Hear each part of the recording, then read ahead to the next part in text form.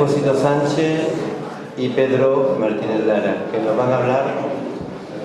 un acercamiento al neogótico en Utrera, la Hermandad Sacramental y la parroquia de Santa María de la Mesa. Tenéis la palabra.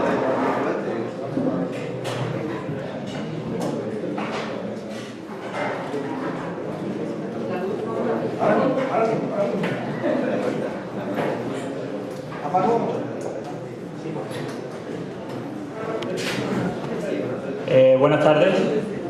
En nombre de mi compañero Pedro y en el mío propio, antes de empezar, pues queremos agradecer, por supuesto, a la asociación y a nuestro querido amigo Joaquín la oportunidad de poder estar aquí hoy con todos ustedes compartiendo esta investigación que realmente ha supuesto todo un descubrimiento y un paso más en nuestros estudios acerca del siglo XIX y las artes. Bien, antes de empezar a hablar propiamente de lo que son las obras de la Hermandad Sacramental en la parroquia de Santa María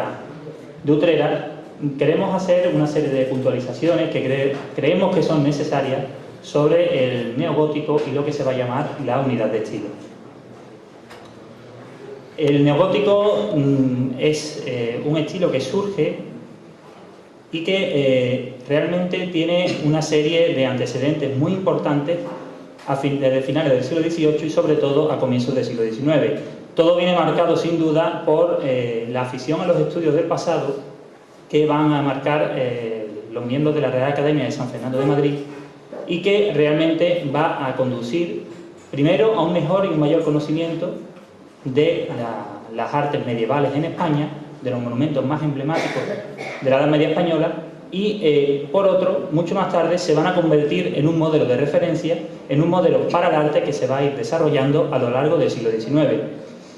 Asimismo, este hecho va a tener un condicionante, y es que la mirada hacia la historia, la mirada hacia el pasado, no va a implicar solo ese referente artístico, sino que además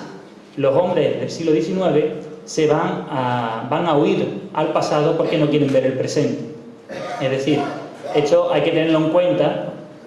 porque estamos hablando de un siglo en el que la industrialización es muy fuerte, en el que las ciudades cada vez más están perdiendo su esencia, su personalidad y se está convirtiendo en un mundo realmente hostil. Y estos señores del 800 descubren en la Edad Media un mundo que idealizan por completo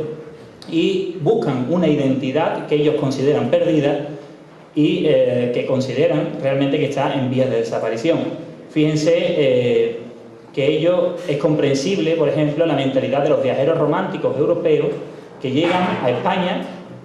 buscando precisamente lo auténtico, porque ellos ven que, por ejemplo, Inglaterra está perdiendo todo lo que había sido, toda la grandeza de su pasado, mientras que España aún no está industrializada, no hay una industria tan potente, tan fuerte, y por lo tanto conserva la esencia, lo auténtico. En el caso de además de Andalucía se añade lo exótico, con el toque del arte islámico. Es un territorio sin duda donde las costumbres, las tradiciones e incluso el paisaje sigue siendo el de España y no el de un país más de Europa. Además, al desarrollo del neogótico se va a unir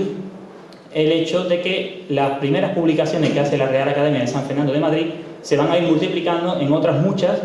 y van a ir apareciendo de manera progresiva muchos volúmenes dedicados al arte medieval que ya desde Inglaterra se estaban comercializando en cierta manera. Un claro ejemplo es el libro Los verdaderos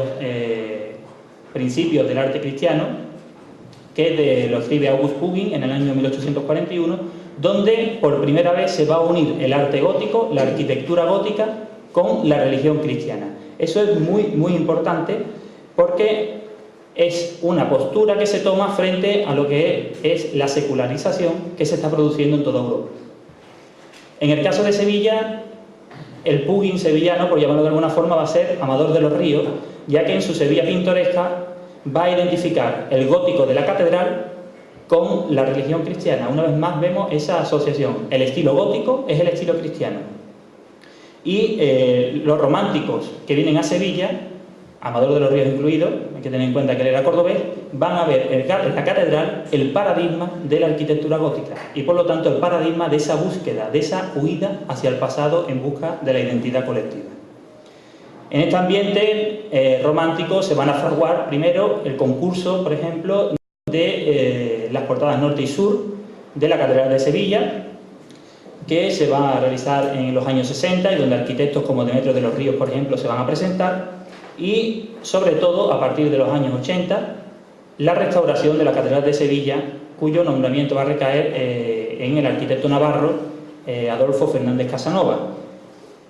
Fernández Casanova, además, que venía de León, de estar con Juan de Madrazo en la restauración de la catedral, y que realmente él va a restaurar. Cuando hablamos de restaurar nos referimos siempre al término, a un sentido decimonónico del término, a reconstruir el cimborrio una vez que se cae y a terminar el templo, tal y como hoy lo conocemos. Y ahí vamos a ver cómo Fernández Casanova va a aplicar todos los que son los principios de racionalismo neogótico que ya Viollet-le-Duc había realizado en Francia unos años antes. Así vamos a ver cómo la Catedral de Sevilla va a marcar los modelos de lo que va a ser el neogótico en toda la ciudad y, por extensión, en la provincia. Y, sobre todo, se va a producir a partir de entonces una auténtica fiebre de restauraciones por distintos templos de la ciudad.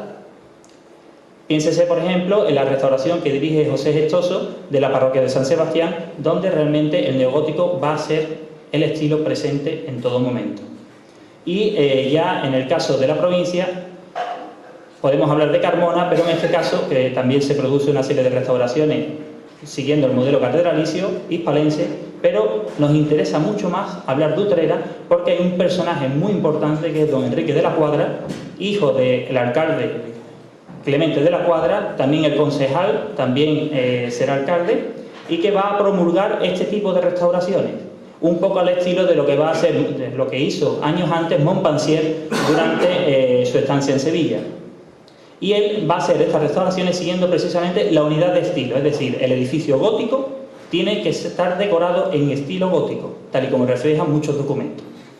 De esta manera, él va a promover por ejemplo, restauraciones como la de la parroquia de Santiago,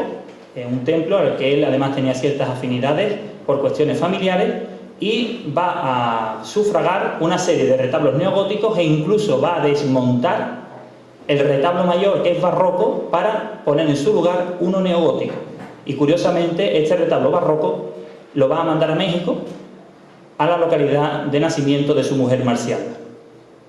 Junto a estas obras, además de restauración, él va, de la parroquia de Santiago, va a llevar a cabo otras como la del Hospital de la Resurrección, el convento de los Carmelitas o uno mucho más conocido que es el del Santuario de Consolación. Ya del siglo XX se llevan a cabo en la parroquial de Santa María de la Mesa de Utrera. Unas obras que la documentación propiamente ya nos dice que son de restauración, pero que podemos hablar en términos modernos de que se lleva a cabo una completa remodelación espacial, estructural y también funcional del edificio. Un proceso de transformación que es posible, no es posible ahora, por la brevedad de esta comunicación, entrar en el detalle, pero que sí podemos decir que gira en torno a dos cuestiones fundamentales.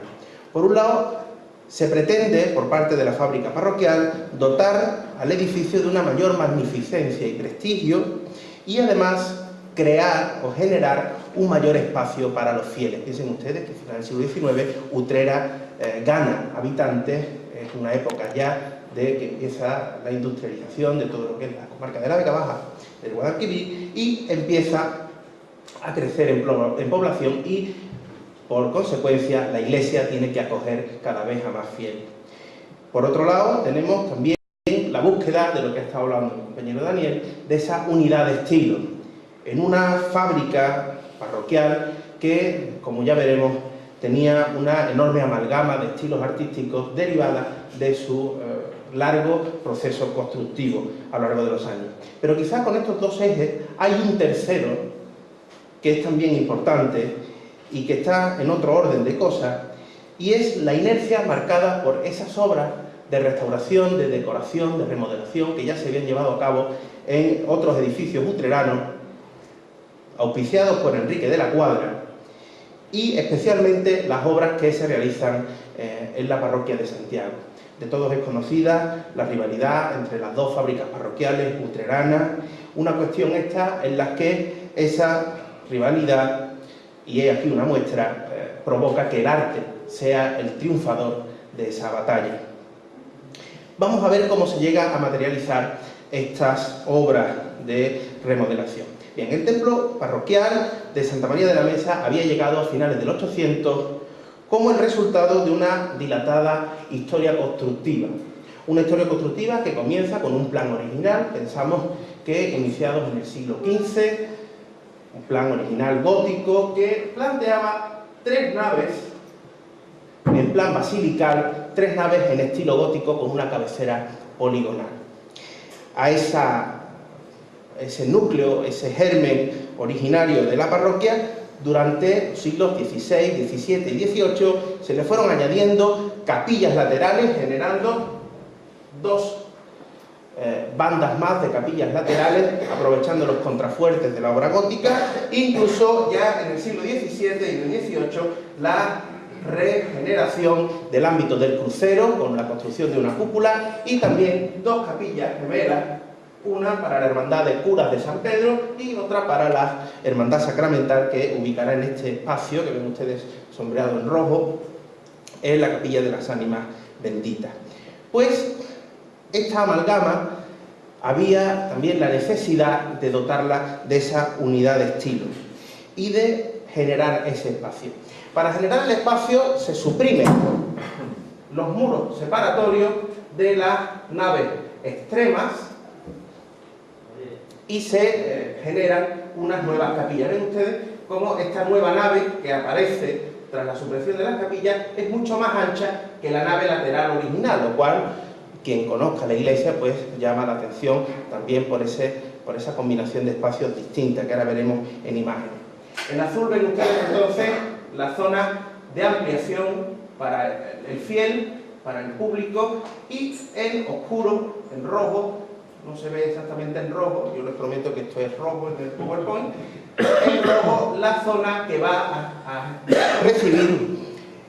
la decoración que busca esa unidad de estilo. Una decoración epidérmica en estilo gótico que va a ser precisamente la que corra a cargo de la hermandad sacramental. Una hermandad sacramental que por estos años pues vive una bonanza económica gracias a unos beneficios que ha obtenido de negocios financieros y que le permite en 1894, cuando las obras de ampliación, digamos la parte arquitectónica de la obra ha llegado a su fin, le permite proponer ese planteamiento, ese programa decorativo, y ya veremos que lleva aparejado otras cuestiones que se va a llevar a cabo en la parroquia. Por tanto, la hermandad sacramental, íntimamente ligada a la vida de la parroquia, es la que complementa de alguna manera esa vocación por engrandecer y magnificar la que es sede canónica de la corporación. Unas obras que van a estar a cargo de 2 artistas afincados en Utrera y activos en estos años, que ya habían participado también en las obras que había patrocinado Enrique de la Cuadra, tanto en Consolación como en Santiago, como son Francisco Escamilla,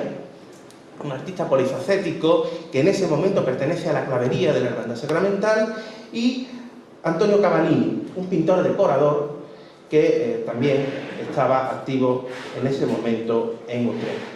El proyecto va a estar impulsado por el entonces hermano mayor Diego Manuel Martín Caller y con unión y en estrecho contacto con el arcipreste y cura propio de Santa María, el cura Juan Padilla y Gonzalo, consistiendo en, por un lado, la decoración pictórica de toda la nave central, que es la parte que ven ustedes sombreada, incluyendo los pilares, el crucero y la cúpula del presbiterio, la instalación de nuevas vidrieras en el claristorio de la nave central, la instalación de 2 nuevos púlpitos, que será en hierro fundido, y la renovación también de la capilla de las ánimas, que es esta que ven ustedes aquí en el lado de la epístola. Cavallini será el encargado de la decoración estrictamente pictórica, mientras que el polifacético, como les digo, Escamilla, será el que corra a cargo con el resto de realizaciones. Aquí ven ustedes en esta imagen esa nueva banda, esa nueva nave que se abre junto a la original nave lateral, con esa estructura clásicamente gótica que tiene su reflejo claro, su antecedente en la parroquial de Santa Ana de Triana, son bóvedas de ladrillo, en el caso trianero de piedra, por la cercanía de las canteras aquí en Utrera. Y la nueva nave, vean ustedes este arco curioso, eso es la embocadura de una antigua capilla que se desmonta y se genera ahí un arco nuevo. Y ese arco nuevo se genera torpemente. Ven ustedes cómo no tiene nada que ver con lo que es la articulación clásica de un arco gótico. Incluso se genera una bóveda de crucería para cubrir ese nuevo espacio, buscando esa unidad de estilo, buscando también las 5 naves como las que tiene la Catedral de Sevilla. 5 naves que superan en 2 también a la capilla, a la parroquia de Santiago. Todo esto siempre muy relacionado a la rivalidad con Santiago. En esta imagen ven ustedes un aspecto de parte de la nave central con la decoración que realiza Cavallini y las vidrieras que realiza Escamilla. Ven ustedes cómo los alzados son claramente góticos y cómo la decoración que realiza Cavallini se basa sobre todo en la plementería, en generar todo un repertorio que simula tracería gótica. Ven ustedes que ahí lo que hay es una bóveda perfectamente de crucería con el nervio espinazo clásico de la arquitectura gótica sevillana, como ocurre en Santa Ana, como ocurre también en la catedral, pero que se genera esa simulación de tracería gótica a partir de la pintura. Mientras que lo que es el claristorio, donde se ubican los ventanales, también va a recibir decoración pictórica que lamentablemente en nuestros días se ha perdido y se ha oscurecido notablemente. La inspiración de estos motivos geométricos está, no cabe duda, en la intervención de Adolfo Fernández Casanova en la terminación de la fachada norte y sur de la Catedral de Sevilla, como en la construcción del tercer cimborrio. Saben ustedes que en 1888 cae el cimborrio y hay que rehacerlo. Ven ustedes estos motivos de cuadrilóbulos, estos círculos partidos con la S, incluso la propia tracería del ventanal, como corresponde. Incluso esta es la fachada sur de la catedral, la que se conoce en Puerta de San Cristóbal, donde está el monumento a Colón. Esas tracerías coinciden después con la enjuta de los arcos de la nave central que ejecuta Cavallini. Por tanto, ven ustedes clara la correspondencia de esos motivos decorativos de estilo gótico. Aquí tienen ustedes un particular de la nave central con esos motivos donde desarrolla variaciones sobre el mismo tema, circular, con distintas organizaciones interiores, pero siempre derivando de ese modo de articular el gótico.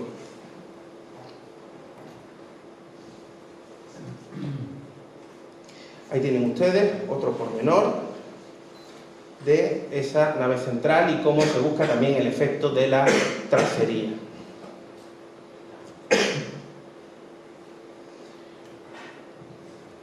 En cuanto a las vidrieras, Francisco Escamilla va también a repetir los modelos catedralicios hispalenses. En este caso va a reproducir en el centro de esas vidrieras a los santos propios de Utrera. Tienen ustedes ahí San Artemidoro y San Estratón. San Estratón, los dos mártires locales de Utrera, representados también, bueno, según ese lenguaje del neogótico, no es precisamente un revival del gótico, sino que es una adaptación con un lenguaje ciertamente moderno, esquematizado y casi pueril de esa vidriera. Y también la unión que se produce en ese momento a la hora de la decoración entre la hermandad sacramental, ven ustedes el viril, el emblema de la sacramental, y el anagrama de María, símbolo de la parroquia, con la fecha de 1894, que es cuando se emprenden y terminan, prácticamente duran un año, estas obras de decoración.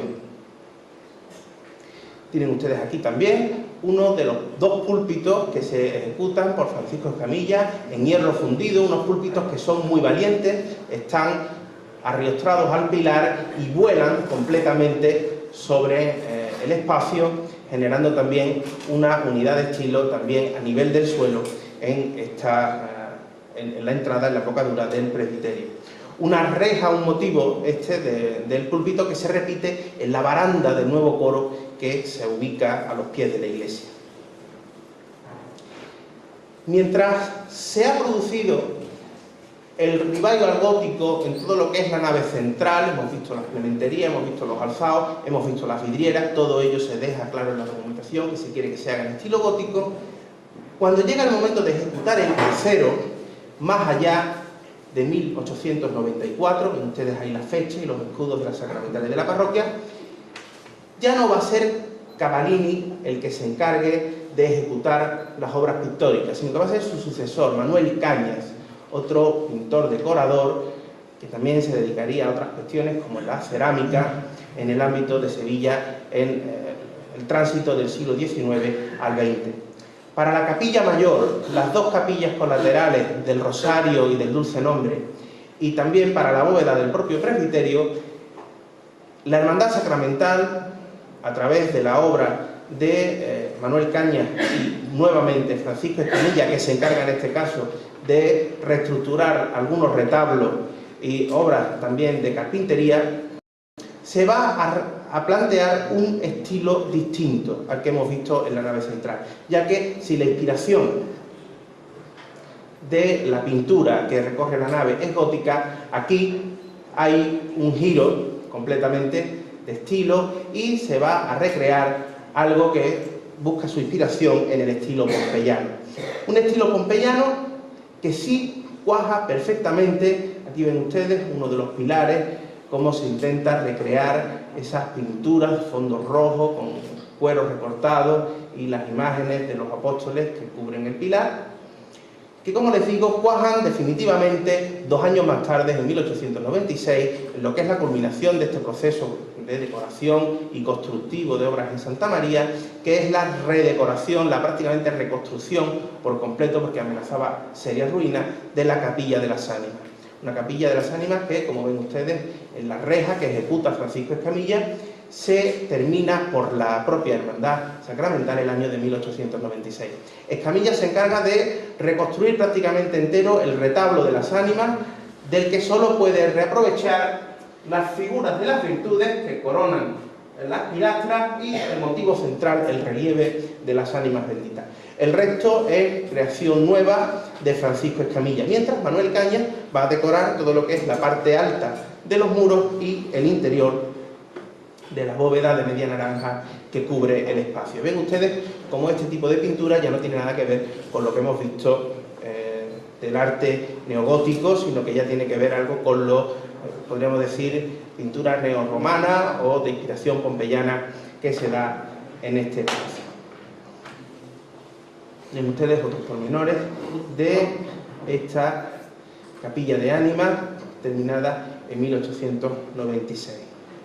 Y para finalizar, pues simplemente agradecerles tanto a la Hermandad Sacramental de Santa María de Utrera como a la propia parroquia, en la figura de su párroco, don Diego, pues las facilidades que nos han dado tanto para realizar la fotografía como para la consulta de la documentación. Muchas gracias.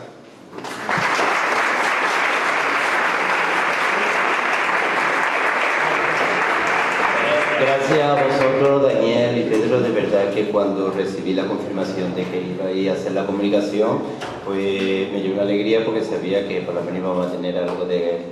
bastante bueno, como han sido siempre. Enormes gracias.